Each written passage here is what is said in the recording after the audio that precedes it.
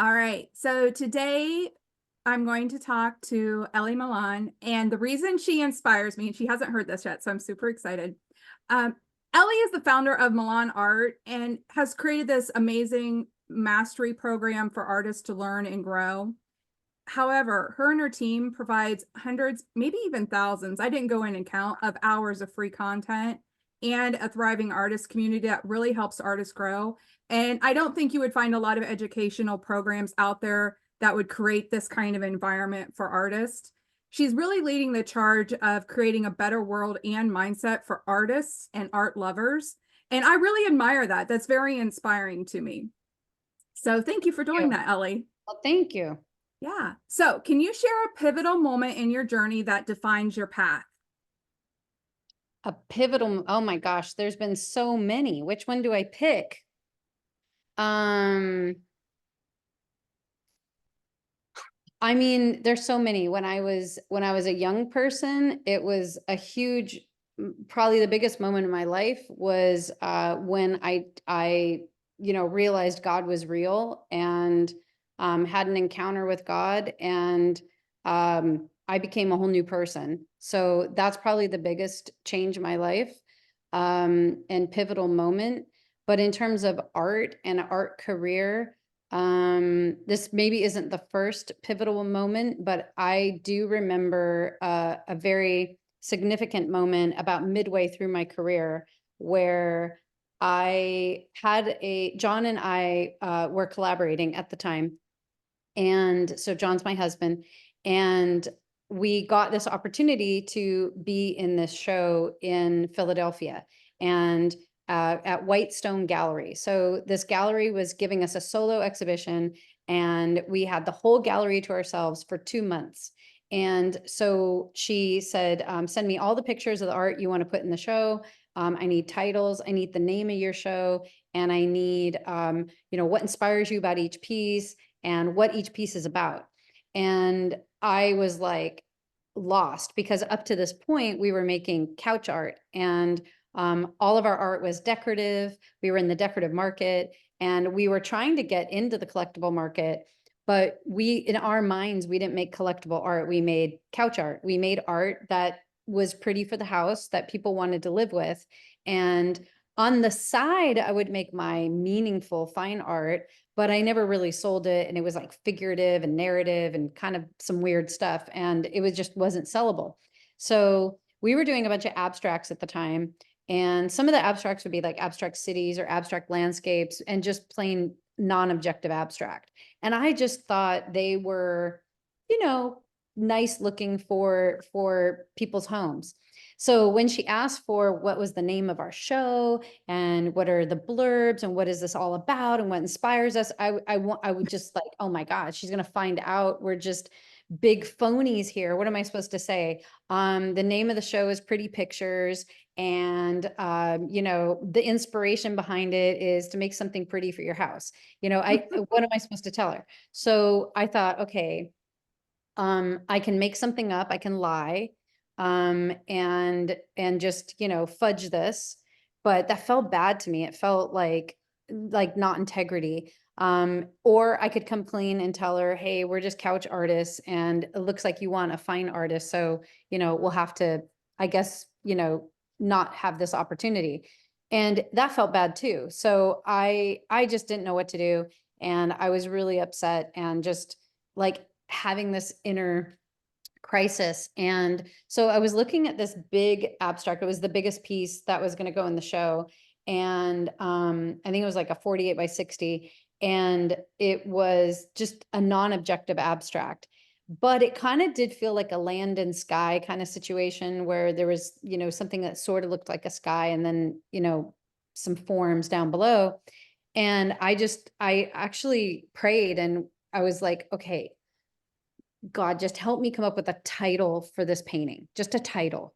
And because normally we titled things like Abstract Elements 1, Abstract Elements 2, like just silly titles. And right away I heard traffic, and I was like, traffic.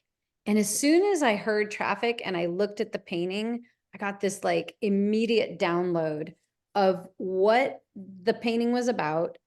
And then that immediately informed what all the paintings were about, because this painting was like this, like almost hieroglyphic key of all this personal symbolism that I didn't know until that moment. And I feel like it was a supernatural moment. So for example, I saw all these little like orbs or balls or like little forms that were ascending and descending. And I felt like those were prayers going up and answers coming down. John, as I looked really close to this non-objective abstract, he had a little fun, and he had drawn these little helicopters with these army men coming down on these ladders into the land, if you looked really, really close. And I was like, oh my gosh. And then I saw fire and water. And so it was like, it was the traffic between heaven and earth.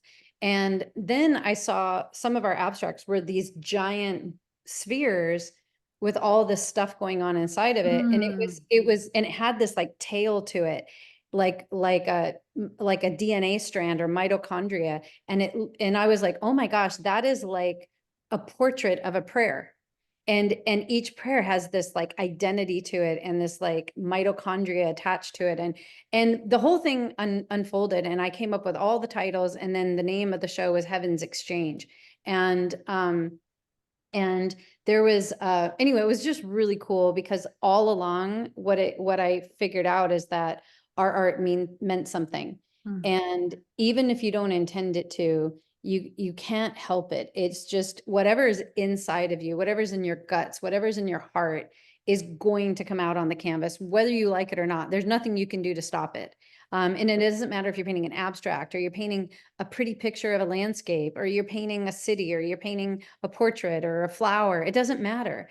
It is there in the brushstrokes. It's there in the nuances of the abstraction or whatever is a part of it.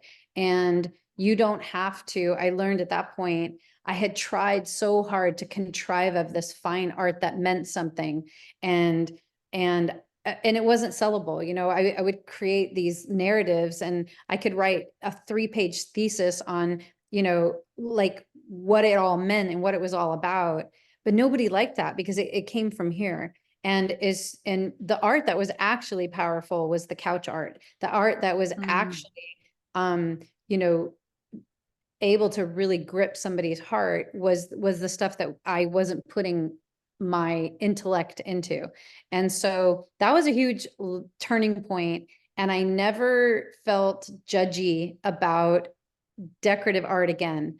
And then I started to think, like, the best way you can change the world is getting into IKEA with your art, you know, and being on, you know, hundreds of thousands of people's walls, rather than some foo-foo gallery downtown with your one piece. So that was a huge turning point.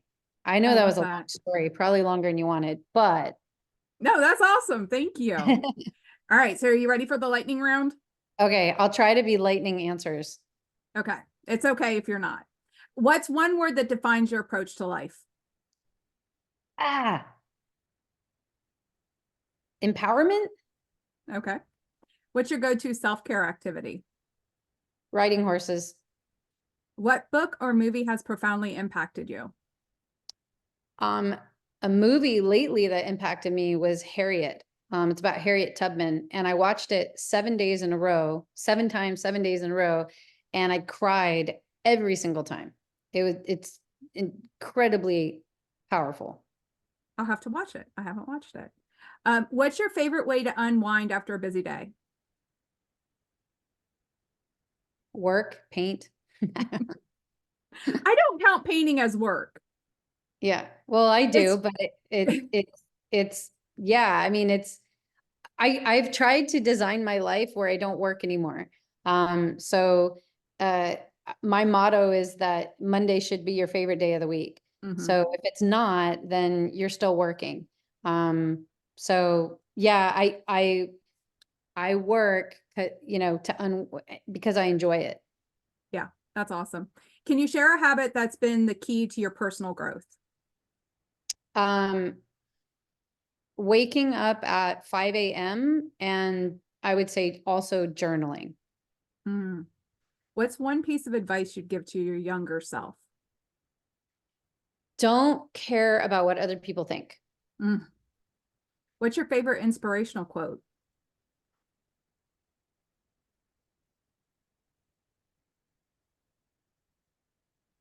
I think I have a bunch and they're all written down, but I can't think of any off the top of my head. So I'll just say the only one I can think of off the top of my head, but I wouldn't say it's probably like my favorite.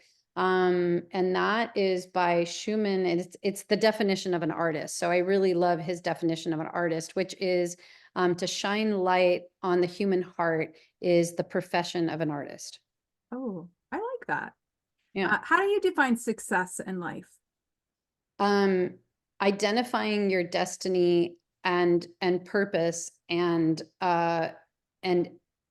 working, stepping into it and living it out. Like, even if you don't achieve it, the fact that you ran after it and you tried to achieve it is, to me, success.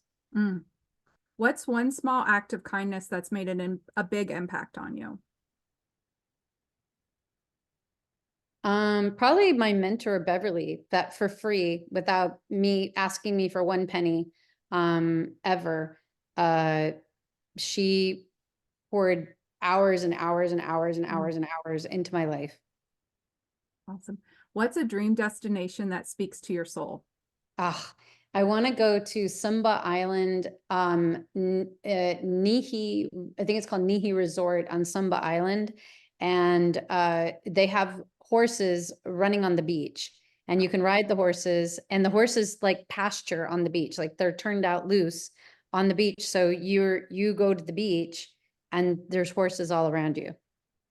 That's super cool. Elli, Yeah. thanks for taking the time to talk to me today. Yeah. Well, thank you. I appreciate it.